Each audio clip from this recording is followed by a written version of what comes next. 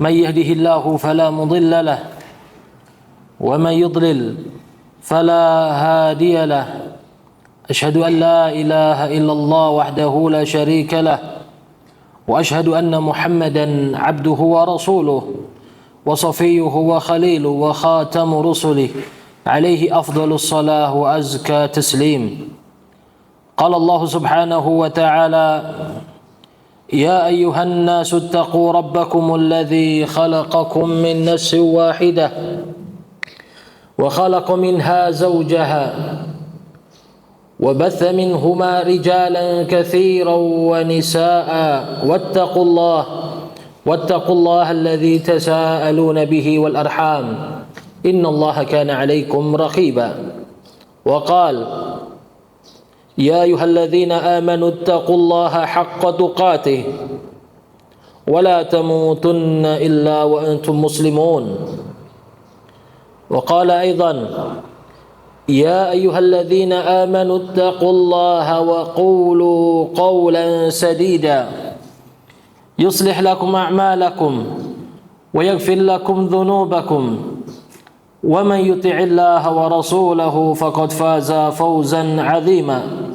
أما بعد فإن خير الحديث كتاب الله وخير الهدي هدي نبينا محمد صلى الله عليه وسلم وشر الأمور محدثاتها وكل بدعة ضلالة. Alhamdulillah, jamaah sekalian yang dimuliakan Allah Tabaraka wa Ta'ala, di pagi hari yang penuh berkah ini Allah Tabaraka wa Ta'ala memilih kita dari sekian banyak hamba-hamba Allah Tabaraka wa Ta'ala, yang mana ini merupakan tanda kebaikan. Ketika Allah mencintai hambanya, Allah Tabaraka wa Ta'ala akan mudahkan baginya jalan menuju kebaikan. Dan tidak ada jalan yang lebih baik serta lebih mudah bagi seorang hamba setelah bertauhid kepada Allah dan beriman kepada Rasulnya Muhammad sallallahu alaihi wasallam daripada jalan talabul ilmi yang akan mengantarkan dia ke syurga Allah Tabaraka wa Ta'ala. Sebagaimana diriwayatkan dalam sebuah hadis, suatu ketika datang seseorang kepada Abu Darda radhiyallahu taala anhu. Disebutkan waktu itu Abu Darda berada di negeri Syam. Syam itu sekarang Suriah, Libanon, Filistin, Yordania dan sekitarnya. Orang ini datang dari Madinah Rasulullah sallallahu alaihi wasallam, Madinah Munawwarah, berangkat ke negeri Syam. Sampai depan Abu Darda, ketika sampai di hadapan Abu Darda, dia mengatakan kepada Abu Darda, "Ya Abu Darda, ji'tuka min madinati Rasulillah sallallahu alaihi wasallam." Saya datang kepadamu jauh-jauh dari kota Nabi sallallahu alaihi wasallam li haditsin sami'tuhu annaka tuhadditsu bih. Disebabkan sebuah kabar bahwasanya engkau ini mengajarkan hadis Nabi sallallahu alaihi wasallam. Bayangkan, datang dari Madinah Rasulullah menuju negeri Syam, itu berapa ribu kilometer. Kita semua ini datangnya insya Allah saya yakin gak ada yang lebih dari 100 km insya Allah. Datang jauh-jauh untuk sebuah hadis. Kemudian subhanallah, Abu Darda tidak langsung mengiyakan, tapi dia bertanya pada orang ini, "Mungkin kamu punya kepentingan lain datang jauh-jauh dari kota Rasulullah menuju sini. Barangkali ada urusan bisnis sekalian mampir. Barangkali ada kepentingan lain kamu mampir." Maka orang ini pun mengatakan, "La, enggak. Saya benar-benar datang dari jauh ke sini tujuannya hanya untuk mempelajari hadis dari Rasulullah sallallahu alaihi wasallam." Maka Abu Darda pun mengatakan, "Fa wallahi inni sami'tu Rasulullah sallallahu alaihi wasallam yaqul, man salaka tariqan yaltamisu fihi ilma, sahalallahu lahu tariqan ilal jannah." Siapa saja yang menempuh sebuah jalan, capek, lelah, yang mana di jalan tersebut, dalam perjalanan dia itu dia mencari ilmu untuk belajar, Allah akan mudahkan jalannya menuju surga. Mudah-mudahan ini tanda bahwasanya Allah Tabaraka wa Ta'ala meridai apa yang sedang kita lakukan di hari ini. Amin Allahumma amin ya Rabb.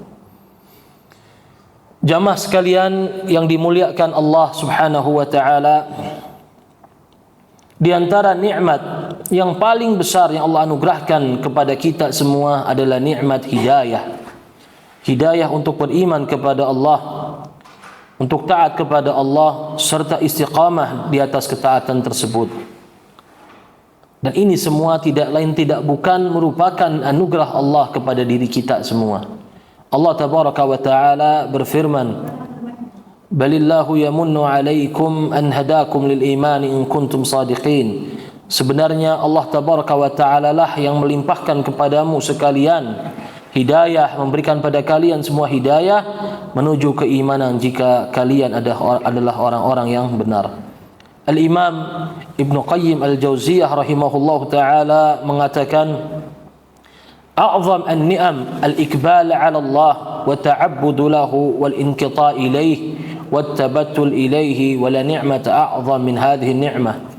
Nikmat yang paling besar adalah seorang hamba bersegera menghadapkan dirinya kepada Allah Azza wa Jalla. Adalah seorang hamba fokus beribadah kepada Allah Tabaraka wa Ta'ala. Adalah seorang hamba bertakwa pada Allah Tabaraka wa Ta'ala, dan tidak ada nikmat yang lebih besar daripada kenikmatan ini. Alhamdulillah, ini hadirnya kita di sini jauh-jauh usaha merupakan tanda istiqamah di atas ketaatan kepada Allah. Jamaah sekalian, salah seorang salafus salih pernah mengatakan, "Lau ya'lamul muluk wa abna'ul muluk ma nahnu 'alaihi minan ni'mah lajaladuna 'alaihi bisuyuf." Seandainya para raja dan para putra mahkota mengetahui nikmat yang dirasakan oleh kita dalam bertalabul ilmi, niscaya mereka akan memenggal kita disebabkan iri dengan nikmat tersebut. Ini nikmat, subhanallah jamaah sekalian, nikmat yang jarang orang rasakan. Suatu ketika diriwayatkan Nu'aim bin Hammad rahimahullahu ta'ala meriwayatkan bahwasanya suatu ketika pernah ditanyakan kepada Abdullah ibnul Mubarak. Waktu itu Abdullah ibnul Mubarak seorang ahli hadis. Itu sering menyendiri, duduk menyendiri. Kemudian ditanya kepada beliau, "Ala tastauhish?" Kamu nggak pernah merasa kesepian? Dia belajar terus, menyendiri terus ya. Nggak sering kumpul-kumpul sama orang, bersenang-senang. Senangnya baca Quran, baca hadis. Kemudian dia menjawab dengan jawaban yang luar biasa. Kaifa astauhish wa ana ma'an nabiy sallallahu alaihi wasallam.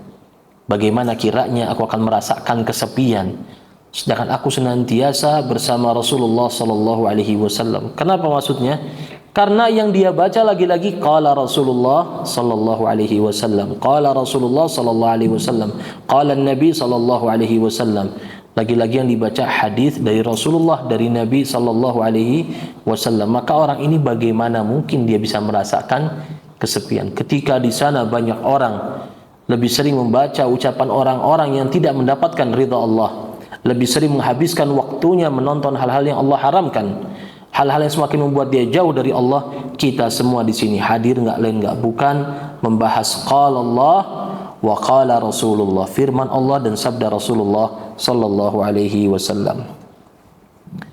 Jamaah sekalian dan para pemirsa yang berada di rumah yang dimuliakan Allah tabaraka wa taala, hidayah adalah permintaan yang sering kita minta dalam salat kita. Minimal 17 kali dalam sehari. Kita sering membaca ihdinas siratal mustaqim, siratal ladzina an'amta 'alaihim ghairil maghdubi 'alaihim waladdallin. Kita sering minta pada Allah, ya Allah hidayahkanlah kepada kami jalan yang lurus ya Allah. Berikan kami petunjuk kepada jalan yang lurus ya Allah. Yaitu jalan orang-orang yang Engkau berikan nikmat, bukan jalan orang-orang yang terlaknat serta jalan orang-orang yang mendapatkan yang tersesat.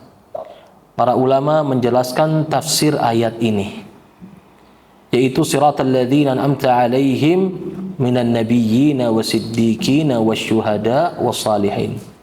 Jalan orang-orang yang Allah berikan petunjuk dari kalangan siapa? Allah berikan nikmat dari kalangan para nabi, wasiddiqin orang-orang yang membenarkan para nabi, wasyuhada para syuhada orang yang mati syahid di jalan Allah, wassalihin serta orang-orang saleh. Wa hasuna ulaika rafiqa, dan mereka lah sebaik-baik teman. bukan jalannya al-Yahud wan Nasara, bukan jalannya orang Yahudi serta orang Nasrani, bukan. Namun yang sangat kita sayangkan di hari-hari seperti ini, banyak kaum muslimin yang baca Al-Quran tapi tidak memahami makna Al-Quran tadi. La yujawizu hanajirahum. Qurannya cuma di lisan, nggak sampai ke hati. Ilmunya mereka nggak faham. Sehingga kita dapati di antara kaum muslimin ini sebentar lagi di tanggal 25 Desember serta 1 Januari ternyata yang ikut memeriahkan, menyemarakkan kegiatan-kegiatan tersebut adalah orang yang bersaksi asyhadu an la ilaha illallah wa asyhadu anna muhammadar rasulullah. Naas, fatal, luar biasa. Mengaku beriman kepada Allah dan Rasulnya Muhammad sallallahu alaihi wasallam, namun ternyata mereka ikut merayakan perayaan-perayaan yang tidak bersumber dari Islam sama sekali. Wal iyadzu billah. Maka orang ini bagaimana dia katakan sebagai orang yang istiqamah? Orang yang seperti ini jamaah sekalian, bukanlah orang yang ketika dia dalam keadaan di akhir hayatnya akan turun padanya malaikat. Kita faham orang-orang yang istiqamah di jalan Allah, menjalankan ketaatan kepada Allah, mengikuti syariah Rasulullah sallallahu alaihi wasallam, mereka adalah orang yang akan dibantu oleh Allah tabaraka wa taala. Yuthabbitullahu alladhina amanu bil qawli tsabiti fil hayati dunya wa fil akhirah. Allah akan teguhkan orang-orang yang beriman baik dalam kehidupan dunia serta dalam akhiratnya. Wa yudhillullahu adh-dhalimin, dan orang-orang yang berbuat zalim, ahli maksiat, Allah akan sesatkan dia. Orang yang istiqamah di atas ketaatan kepada Allah tabaraka wa taala akan turun padanya malaikat, disebutkan dalam firman Allah tabaraka wa taala, innal ladzina qalu rabbuna Allah thumma istaqamu tatanazzalu alaihimul malaikah alla takhafu wa la tahzanu wa abshiru bil jannati allati kuntum tu'adun. Sesungguhnya orang-orang yang bersyahadah, bersaksi Tuhan kami adalah Allah, kemudian mereka tetap istiqamah dalam pendiriannya, dalam syahadatnya, maka malaikat-malaikat Allah akan turun di akhir hayat mereka, dan malaikat akan mengatakan pada mereka, janganlah kamu takut terhadap kematian yang akan datang kepada dirimu, serta janganlah kamu bersedih terhadap dunia yang akan kau tinggalkan, serta bergembiralah dengan surga yang telah dijanjikan oleh Allah kepadamu. Tapi tadi istiqomah itu kalimat yang ringan, tapi kadang orang itu nggak paham. Banyak orang bilang istiqomah, mudah-mudahan istiqomah. Abu Bakar As-Siddiq radhiyallahu ta'ala anhu pernah mengatakan, istaqamu fi'lan kama istaqamu qawlan. Istiqamah dalam perbuatan sebagaimana istiqamah dalam ucapan. Coba kita bayangkan ya. Saya, bapak-bapak sekalian, ibu-ibu sekalian, kita baca ihdinas siratal mustaqim, siratal ladzina an'amta alaihim ghairil maghdubi alaihim waladdallin. Kita sering dalam doa kita minta jalan yang lurus. Saat bersamaan kita berlindung kepada Allah dari jalannya Yahudi serta jalannya Nasrani. Tapi waliyadzu billah, lisan kita tidak sesuai dengan perbuatan kita. Nanti 25 Desember ya, antum akan lihat banyak sekali di pusat-pusat perbelanjaan orang pakai topi merah, ada kuncupnya, subhanallah. Pas waktu sholat datang, sebagian mereka ke musola. Betul? Dan ini subhanallah, ini suatu kebodohan yang luar biasa. Tasyabbuh dengan orang-orang kufar. Kalau sebagian orang mengatakan, kami bukan sedang merayakan perayaan tadi, bukan sedang ikut-ikutan dengan agama mereka, bukan kami kufur, bukan kami mengimani, maka cukuplah sabda Rasulullah sallallahu alaihi wasallam, man tashabbaha biqaumin fahuwa minhum. Barang siapa menyerupai suatu kaum, maka dia bagian dari kaum tersebut. Suatu ketika Teringat sahabat Rasulullah sallallahu alaihi wasallam ketika disampaikan padanya sebuah hadis, yuhsyarun nas ma'a man ahab. Manusia akan dibangkitkan bersama orang yang dia cintai. Kemudian salah seorang dari sahabat Rasulullah sallallahu alaihi wasallam mengatakan, uhibbu Aba Bakrin wa Umar wa illam akun mithlahuma. Aku mencintai Abu Bakar dan Umar walaupun aku tidak seperti mereka berdua. Harapannya apa? Dibangkitkan bersama Abu Bakar As-Siddiq radhiyallahu taala dan juga Umar bin Khattab radhiyallahu taala anhu. Tapi tadi kaum muslimin sekarang imannya lemah, wahan. Sebagian kaum muslimin mengatakan ini tuntutan pekerjaan, betul.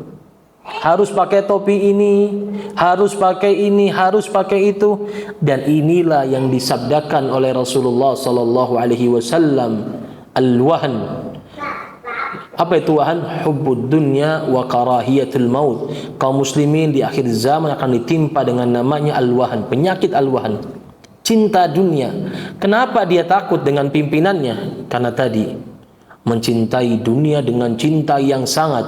Wa tuhibbunal mala hubban jamma. Cinta dengan harta dengan sangat yang luar biasa. Takut kemiskinan dan juga takut kematian. Jamaah sekalian yang dimuliakan Allah tabaraka wa taala, kita lihat zaman sekarang sedang terjadi perang antara kaum muslimin. Terjadi pembantaian di Palestina oleh orang-orang Yahudi. Bayangkan, umat atau bangsa sedikit, bangsa Yahudi, bayangkan. Di tengah lautan kaum muslimin, di tengah banyaknya orang-orang yang mengatakan la ilaha illallah, di tengah-tengah kesepakatan kaum muslimin, mereka adalah musuh-musuh Islam, tapi saat bersamaan orang Yahudi bisa bertahan. Orang Yahudi bisa memporak-porandakan kaum muslimin di Gaza. Kenapa? Tadi Islamnya baru sekedar ucapan, belum sampai kepada perbuatan. Dan ini aib sekalian jamaah. Antum tahu preman? Tahu preman ya? Preman itu di pasar berapa orang? 100? Hah? Coba berapa? Preman ada berapa di pasar kira-kira? 5 paling. Pedagangnya berapa? Sampai ratusan pedagangnya. Premannya 5, pedagangnya ratusan. Tapi tadi mentalnya seperti mental kambing yang siap digiring kepada tempat penyembelihan. Mentalnya seperti mental ayam yang gampang digiring. Sehingga 5 ini bisa mengalahkan ratusan orang. Inilah keadaan umat Muhammad sallallahu alaihi wasallam di hari ini. Padahal kalau kita buka firman Allah tabaraka wa taala, dahulu kala 20 kaum muslimin setara 200 orang-orang kufar kekuatannya. Bayangkan 100 orang bisa melawan 200 orang kufar. Allah firmankan dalam surat Al-Anfal ayat 65 hingga ayat 66. Iyyakum minkum ishruna sabirun yaglibu mi'atain. Kalau di antara kalian terdapat 20 orang yang sabar, sabit dalam perang, berjuang fi sabilillah, bisa mengalahkan 200 orang. 20 berbanding dengan 200 orang. Wa iyyakum minkum mi'atu yaglibu alfa minal ladzina kafaru bi annahum qaumun la yafqahun. Kalau ada 100 sebanding dengan 1000 orang kufar. Bayangkan, dan kita saksikan dalam sejarah kaum muslimin di perang Yarmuk. Perang melawan pasukan Romawi. Yang mana notabene mereka adalah sahabat Rasulullah sallallahu alaihi wasallam. Orang yang sebelumnya ala syafa hufrati minan nar. Orang-orang yang sebelumnya disabdakan oleh Allah di atas jurang, sudah di tepi jurang kebinasaan, diselamatkan dengan Allah utus nabinya. Wa yu'allimuhumul kitab. Diselamatkan, diajarkan Al-Quran, yuzakkihim, diajarkan sunnah, dari bangsa yang tidak dipandang oleh manusia. Gak ada yang tahu siapa itu bangsa Arab waktu itu. Bagian utaranya Jazirah Arab dijajah sama Romawi, selatannya dijajah Persia dan dijajah oleh orang-orang Habasyah, orang-orang Ethiopia. Dalam waktu yang tidak lebih dari 25 tahun, bangsa ini menjelma, dirapihkan oleh Rasulullah sallallahu alaihi wasallam, dilihat potensi-potensi terbaiknya. Sebutkan hanya sekitar 30.000 pasukan. Melawan pasukan Romawi yang disebutkan jumlahnya minimal 300.000 orang. Sampai perkiraan sampai 500.000 orang. Antum, kita pikirkan bersama-sama ya. Kita bayangkan uang 30.000 sama 500.000 jauh nggak? Ini manusia 30.000 melawan 500.000 orang. Apa hasilnya? Islam kalah? La. Wallahi Islam menang. Nahnu qaumun a'azzana Allahu bil Islam. Famahma ibtaghaina al-'izzata bighairihi adzallana Allah. Umar bin Khattab radhiyallahu taala anhu pernah mengatakan, kita adalah kaum yang Allah muliakan dengan Islam. Kenapa? Sebelumnya kita kaum yang terhina, kaum yang lemah, dijajah Romawi, dijajah Persia, enggak dikenal dunia. Tapi Allah muliakan kita dengan Islam. Maka kapan kita mencari kemuliaan dengan selain Islam, Allah akan hinakan kita kembali. Dan wallah sadaqa Rasulullah sallallahu alaihi wasallam. Nabi telah benar. Nabi sallallahu alaihi wasallam bersabda dalam sebuah hadis, "Idza tabayatum bil 'inah wa raditum biz zar' wattaba'tum adhnabal baqar wa taraktumul jihad fi sabilihi sallallahu alaikumudz dhilla la yanzihu ankum hatta tarji'u ila dinikum." Kalau kalian sudah mulai jual beli dengan riba, sudah mulai puas dengan dunia, bertanam, bercocok tanam serta bertani, beternak, kata Rasulullah sallallahu alaihi wasallam, sudah mulai meninggalkan perjuangan fi sabilillah, siap-siap Allah timpakan kepada kalian kehinaan, yang mana kehinaan tadi tidak akan Allah cabut sampai kalian kembali kepada agama Allah. Ini 2 hari 25 Desember hari Natal dan juga 1 Januari tahun baru. Ini bukan hari raya kaum muslimin. Tidak pantas bagi orang yang mengaku bersyahadah la ilaha illallah Muhammad Rasulullah ikut turut memeriahkan perayaan ini walaupun hanya sekedar dengan kembang api. Apa yang kita rayakan? Kaum muslimin di Palestina dibantai. Islam sekarang seperti anak yatim. Tidak lagi satu kekuatan, tidak lagi satu suara. Apa yang kita banggakan dari hal ini? Terpecah belah kaum muslimin. Masing-masing sibuk dengan urusan dunianya. Semakin jauh dengan Allah. Dan ini sebagaimana sabda Rasulullah sallallahu alaihi wasallam, iqtarabatis sa'ah wa la yastadun nasu minallahi illa bu'da wa la yastaduna minad dunya illa hirsa. Kata Rasulullah sallallahu alaihi wasallam, kiamat semakin dekat, kata Rasulullah. Namun manusia tidak bertambah dari Allah melainkan semakin jauh, dan tidak bertambah dari dunia melainkan semakin cinta dengan dunia. Cukup sabda Rasulullah sallallahu alaihi wasallam menjelaskan tentang hari raya. Ketika Rasulullah sallallahu alaihi wasallam masuk ke kota Madinah, waktu itu orang-orang Madinah memiliki 2 hari raya, yang mana mereka bermain, bersenang-senang, makan makanan. Kata Rasulullah sallallahu alaihi wasallam, "Innallaha qad abdala lakum." Allah telah menggantikan bagi kalian 2 hari raya dengan 2 hari raya yang lebih baik daripada keduanya, yaitu Idul Fitri wa Idul Adha. Idul Fitri serta Idul Adha. Sudah cukup wallah. Dan jelas sabda Nabi sallallahu alaihi wasallam, setiap orang yang ikutin orang lain maka akan termasuk bagian dari umat tadi. Jamaah sekalian yang dimuliakan Allah tabaraka wa taala, rusaknya umat ini disebabkan 3 faktor. Kenapa sih umat ini, umat yang dahulu kala, umat yang besar, umat yang gagah, umat yang seketika perjalanan perangnya saja belum sampai musuh sudah merasakan takut.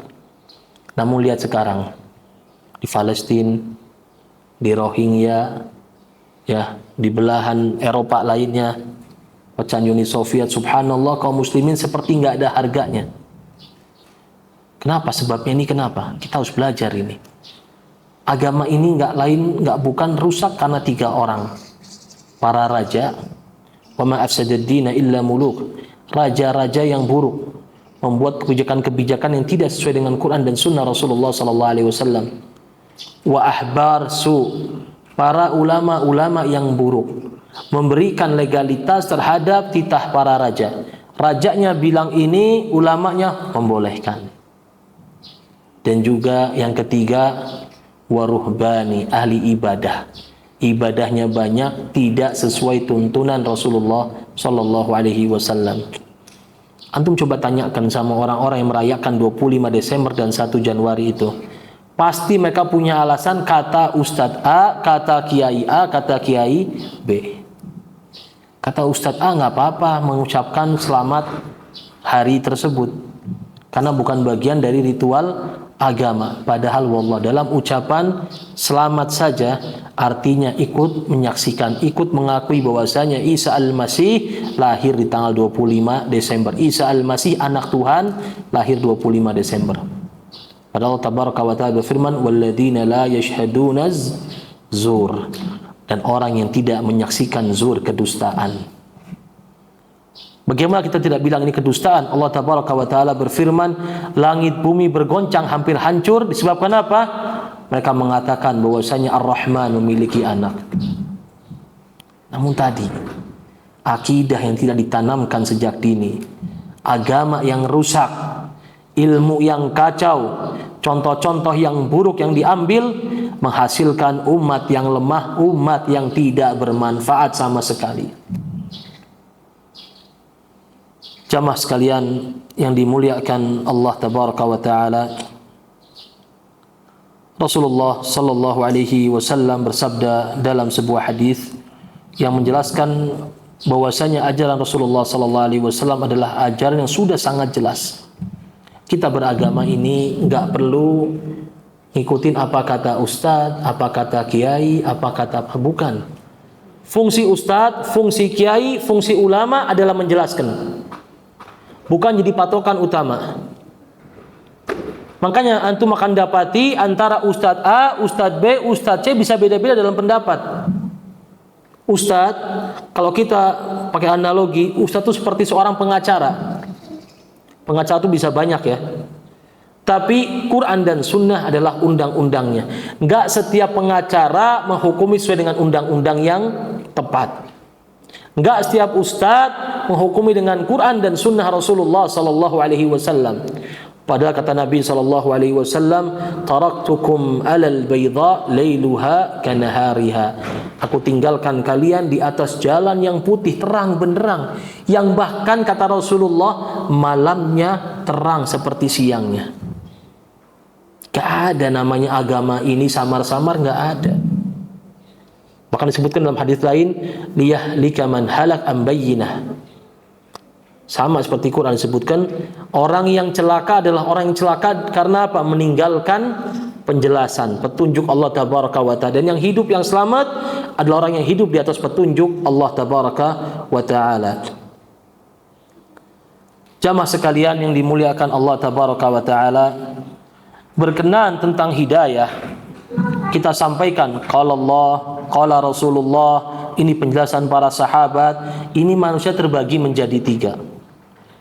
Sebagaimana saya sebutkan tadi dalam sebuah hadis, orang yang celaka adalah orang yang memang disampaikan padanya ilmu hidayah, tapi ternyata dia memilih jalan kesesatan. Dan manusia dalam hal ini ada 3 golongan. Nabi SAW bersabda, "Mathalu ma ba'athani Allahu bihi minal huda wal ilmi kamathalil ghaythil katsir asaba ardan fakana minha naqiyya qabilatil ma' fa'ambatatil kala wal ushbal kathir." Permisalan Allah tabaraka wa ta'ala mengutusku dengan membawa hidayah serta ilmu adalah seperti hujan yang turun jatuh ke bumi.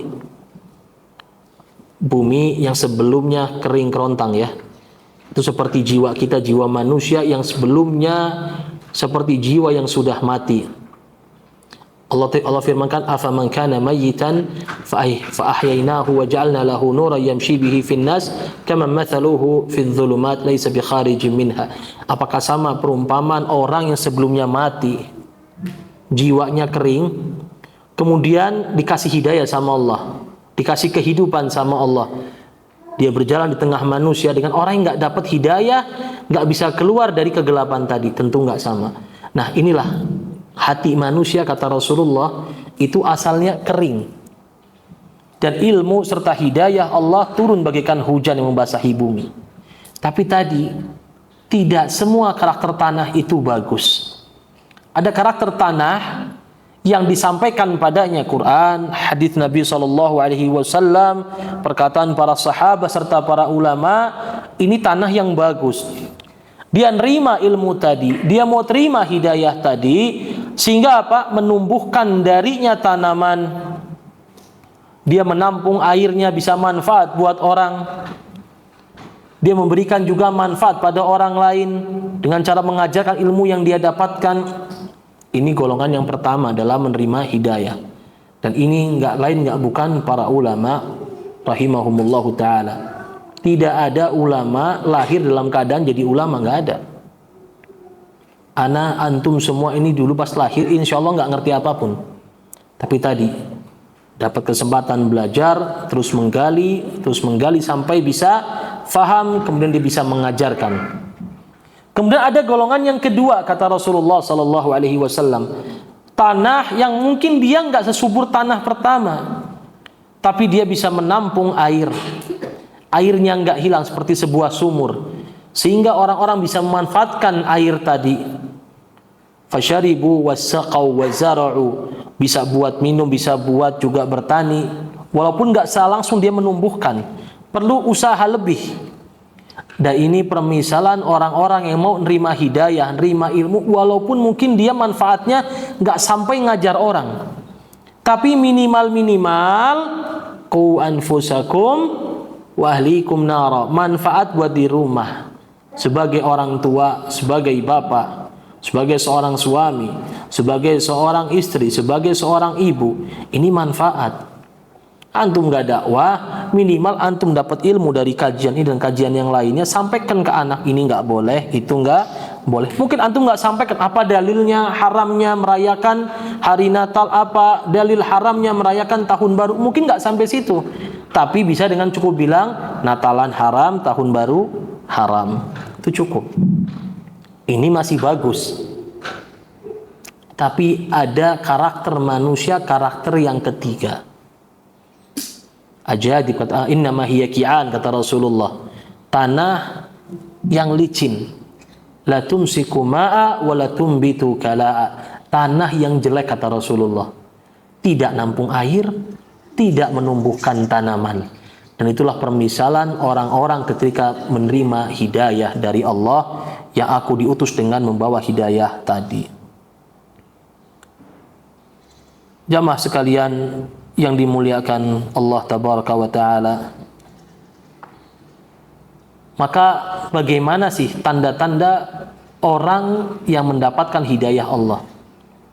Kita sudah bahas ya tentang 3 karakter manusia dalam menerima ilmu serta hidayah. Namun sekarang pertanyaannya, bagaimana sih tanda-tanda orang yang memang hatinya siap menerima hidayah dari Allah tabaraka wa ta'ala?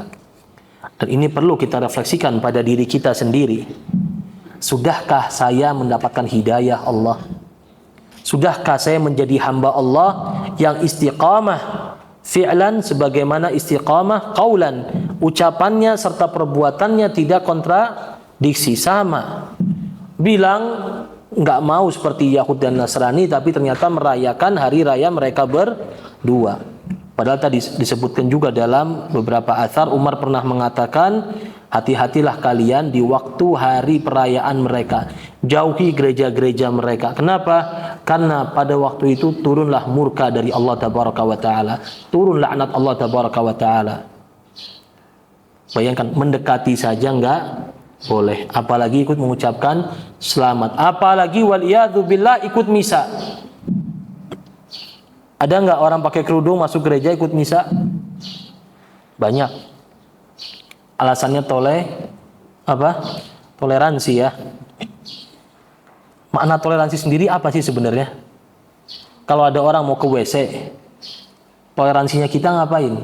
Ikut-ikutan ke WC, masuk bareng nemenin dia buang air besar, atau membiarkan dia buang air besar? Ada orang izin, Pak, saya mau ke kamar mandi, buang air besar. Oh, saya toleransi, saya temenin kamar mandi. Bener atau salah? Salah.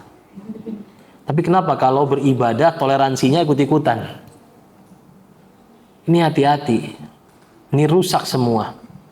Dan orang seperti ini, wallahu alam, bukanlah orang yang memang bukanlah orang yang memang siap mendapatkan hidayah Allah tabaraka wa taala.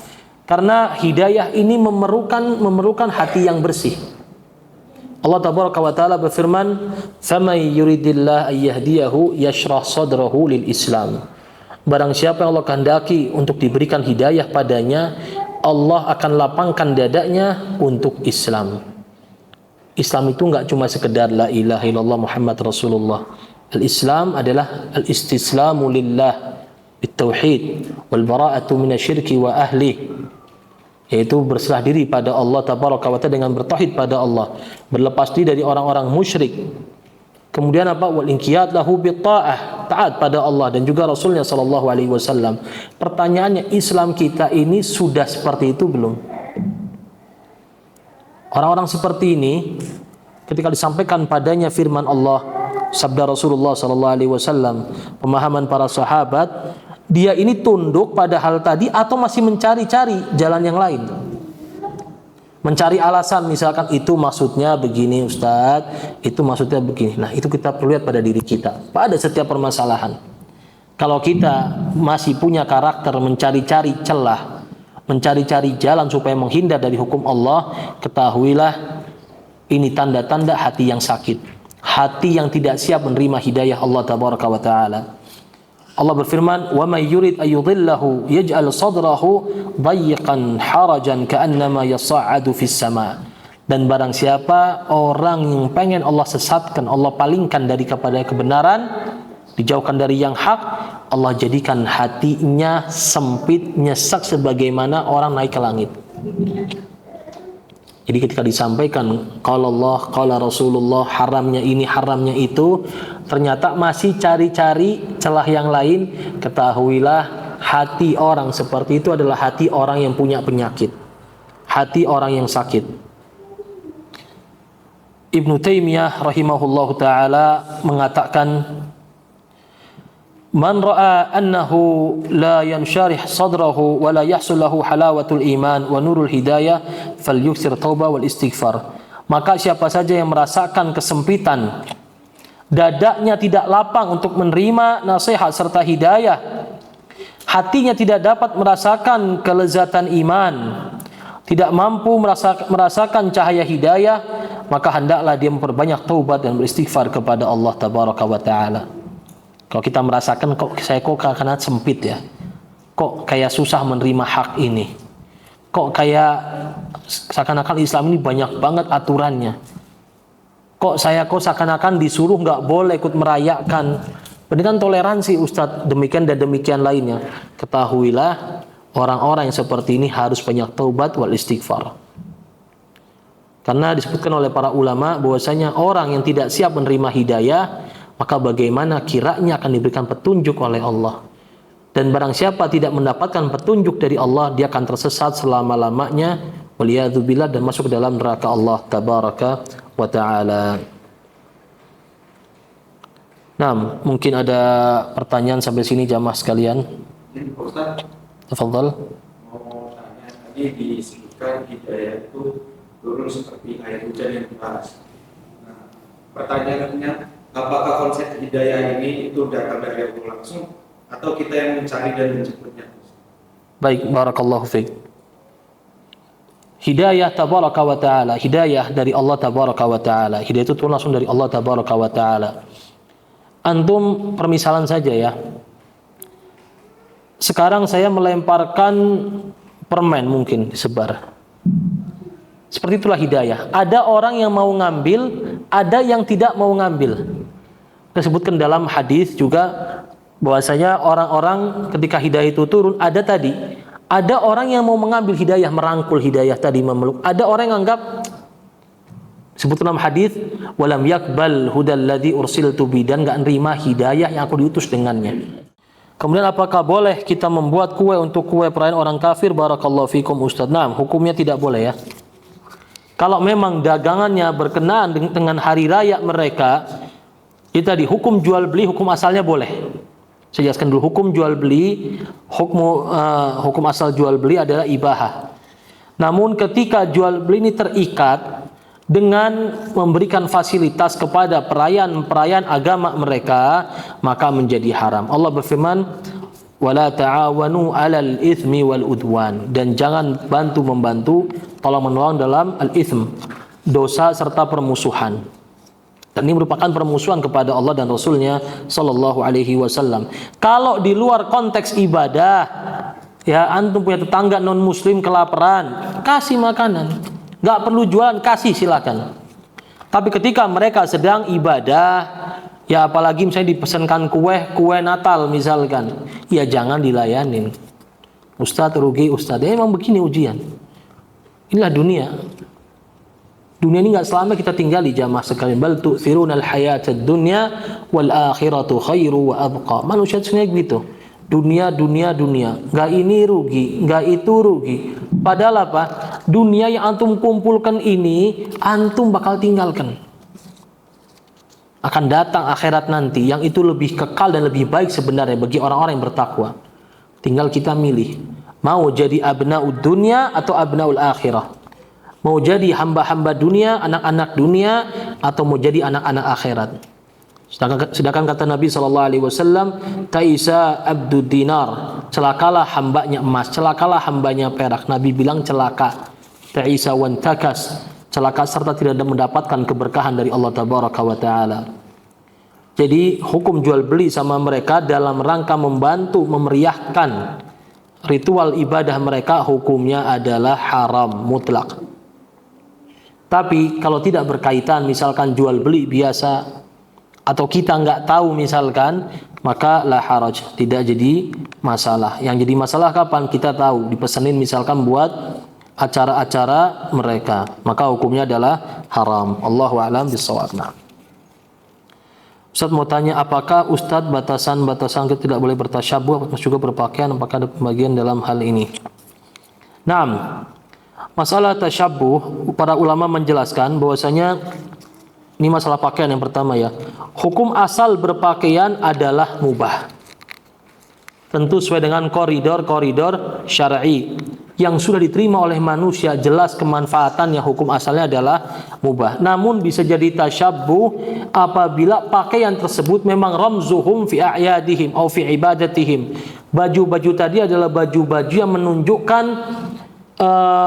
menunjukkan mereka ketika sedang beribadah atau sedang berhari raya misalkan, sebagai Allahu Akbar, identitas mereka. Contoh, kita lihat ada baju-baju pastur misalkan ya, pakai salib, pakai, itu jelas haram karena ada roms, ada ciri-ciri mereka di situ. Tapi hukum asalnya kalau baju-baju normal, maka hukumnya nggak masalah selama sesuai dengan konteks koridor syariah. Karena kita ketahui bahwasanya orang-orang di zaman Rasulullah SAW, muslimuhum wa kafiruhum wa musyrikuhum, baik yang muslim, kafir, musyrik, bajunya ya sama, pakainya jubah, pakainya sorban. Apakah langsung sorban menjadi haram karena pernah dipakai oleh Abu Jahal atau Abu Lahab? Enggak. Jadi ulama memandang masalah baju ini selama tidak ketat, tidak nerawang, tidak ada tanda-tanda atau memang la yakhussuhum, bukan ciri khas khusus mereka, maka hukumnya tidak bermasalah. Yang jadi haram adalah tasyabbuh wabil khusus dalam permasalahan-permasalahan ibadah seperti ini. Contoh perayaan-perayaan hari raya, ikutin mereka misalkan tahun baruan, ikut-ikut menyalakan kembang api, main trompet. Trompet punya orang-orang kufar, punya orang-orang Yahudi trompet itu. Kaum muslimin ikut-ikutan bikin trompet segalanya. Nah, maka hukumnya adalah tasyabbuh bihim haram. Nah,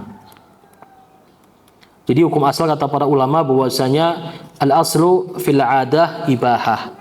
Hukum asal adat perbuatan adalah mubah sampai ada dalil yang menunjukkan keharamannya. Kenapa diharamkan? Misalkan contoh hari raya, sebenarnya perbuatan bukan? Orang kumpul-kumpul makan-makan perbuatan kan asalnya.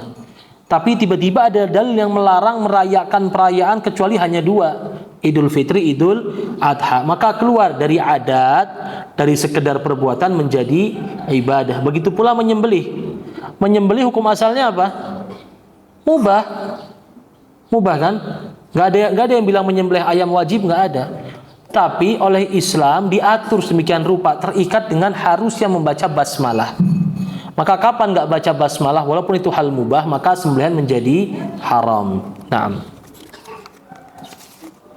Assalamualaikum warahmatullahi wabarakatuh. Waalaikumsalam warahmatullahi wabarakatuh. Ustaz izin bertanya, bagaimana cara kita menasihati seseorang, sampai mana batasan menasihati seseorang? Karena hidayah itu milik Allah. Terkadang kita menyampaikan ada rasa kecewa apabila tidak didengar. Barakallahu fiik. Naam. Allah tabaraka wa taala berfirman dalam surat Al-Asr di dua ayat terakhir, wa tawasau bil haqqi wa tawasau bis sabr. Dan juga Allah berfirman, wa dzakir fa inna dzikra tanfa'ul mu'minin. Wa dzakir in nafa'ati dzikra. Intinya sampai kapan kita nasihati seseorang? Sampai dia meninggal. Enggak ada selesai nasihati seseorang. Nasihat itu barangkali sekarang belum diterima, besok datang lagi terus, serta coba dengan qaulal layyina, adab-adab dakwah. Ini nasihat kadang-kadang orang nggak nerima, bukan nggak nerima haknya. Orang ini nggak nerima disebabkan cara penyampaian kita yang kasar, ngomongnya nggak enak, terus dakwahi. Rasulullah Shallallahu Alaihi Wasallam pernah masuk kepada seorang pemuda Yahudi dalam keadaan sedang sakit. Pemuda itu, Nabi tawarkan padanya Islam. Ini pemuda sakit sekali mau meninggal. Bayangkan Rasulullah SAW masuk di akhir-akhir hayat pemuda ini. Pemuda ini dulunya pernah bekerja sama Rasulullah, pernah mengabdi, kerja sebagai pembantunya Rasulullah. Singkat cerita Nabi masuk, dakwahi, sampai waktu itu ada bapaknya pemuda ini. Pemuda ini waktu itu sempat bingung lihat kepada bapaknya. Maka bapaknya mengatakan, Ati Abul Qasim, sudah ikuti Abul Qasim. Abul Qasim ini julukannya atau kunyahnya Rasulullah Sallallahu Alaihi Wasallam. Akhirnya pemuda ini pun masuk Islam, kemudian meninggal. Maka Nabi Sallallahu Alaihi Wasallam ketika keluar dari rumah pemuda dia mengatakan, Alhamdulillahilladzi anqadhahu minan nar. Segala puji bagi Allah yang telah menyelamatkan orang ini dari neraka. Bayangkan, selamat di akhir-akhir hidupnya. Jadi tadi mental seorang dai itu watawasau bil haqqi, terus dakwah, watawasau bis sabr, serta sabar dalam dakwah. Karena yang namanya jalan dakwah itu terjal, penuh rintangan, susah. Kadang dakwah ini nggak selamanya mulus, kadang kita dipersekusi, kadang dipukulin, kadang diusir. Apakah berhenti dakwah? Enggak. Kalau dulu Rasulullah SAW berhenti dakwah, hari ini kita nggak Islam semuanya. Jadi memang jalan dakwah ya seperti itu, resikonya nyawa. Selama antum masih bisa nasihati terus, dan juga jangan lupa diiringi dengan doa. Doa sama Allah, ya Allah, seandainya orang ini di atas kesalahan, ya Allah kembalikan kepada hak, ya Allah. Minta sama Allah terus. Serta kalau ini keluarga, mungkin juga bisa dengan tadi mencontohkan perbuatan-perbuatan baik. Karena berapa banyak dakwah dengan perbuatan itu ternyata berbekas. Banyak orang masuk Islam di zaman Nabi SAW disebabkan faktor apa? Akhlaknya Rasulullah SAW. Sebutkan dua, ada seorang bernama Du'thur kalau nggak salah. Ketika Nabi sedang ingin perang dengan sebuah kaum, kalau saya dengan Muzainah kalau nggak salah, waktu itu disebutkan. Singkat cerita terjadi hujan besar waktu itu. Hujan besar, kemudian Rasulullah SAW beserta para sahabatnya basah. Ketika hujan sudah reda, Nabi menyendiri waktu itu. Menyendiri, kemudian beliau menjemur pakaiannya, nunggu kering. Ketika sedang menjemur, datanglah salah seorang dari mereka langsung mengancam Rasulullah SAW dengan menodongkan pedang kepada Rasulullah. Dan dia mengatakan, Man ya'simuka minni ya Muhammad. Siapa yang akan menjagamu dariku wahai Muhammad? Bayangkan kita lagi santai berjemur sendirian, ngumpet, anggap lagi di kamar mandi ya. Tiba-tiba datang orang bawa pisau. Jangan pedang, pisau saja. Lemes ya. Ini Rasulullah SAW memang hamba pilihan. Dia mengatakan apa? Allah. Nabi dengan santai jawab, Allah yang bakal jaga saya dari kamu. Dengan jawaban yang singkat itu, dengan dia sudah datang dengan gagahnya, tiba-tiba dijawab dengan jawaban yang sepele. Hasilnya apa? Kaget, ini orang pedangnya jatuh. Diambil sama Rasulullah, diancam balik. Sekarang siapa yang bakal jaga kamu dari saya? Dia ngomong apa? Enggak ada. Sama Nabi diampuni, masuk Islam. Ini akhlak yang memang harus dimiliki oleh setiap orang yang berdakwah kepada Allah Tabaraka wa Ta'ala. Kenapa? Karena orang-orang awam ini kadang nggak ngelihat isinya, ngelihatnya akhlaknya dulu. Makanya dalam permasalahan kita marah sama orang, ada beberapa hal yang sebenarnya mubah dalam perbuatan. Seperti marah, ini itu, membalas orang berbuat zalim, kita lawan. Tapi terkadang bagi seorang duat, perbuatan-perbuatan tadi terkadang dilarang. Atau mungkin lebih tepatnya dibatasin. Kenapa? Karena kita ini sedang tidak membawa diri kita sendiri. Kita sedang berusaha mencitrakan Islam kepada orang. Jangan sampai karena ego, yang penting halal, boleh. Kita akhirnya membuat orang jadi makin jauh dengan Islam. Misalkan kayak kita, diantaranya hal-hal yang sebenarnya hukum asalnya ini boleh, misalkan duduk, ketawa-ketawa, ringan. Tapi buat para duat boleh nggak? Apalagi di hadapan orang umum. Nggak boleh. Jadi ada beberapa hal yang boleh buat orang biasa, namun buat para duat khawarimul muru'ah, bisa menghilangkan muru'ah, dan itu dampaknya besar. Dampaknya apa? Ilmu yang dia sampaikan jadi tidak bernilai. Makanya Imam Syafi'i pernah mengatakan, faman lam yasun nafsahu lam yanfa'hu ilmuhu.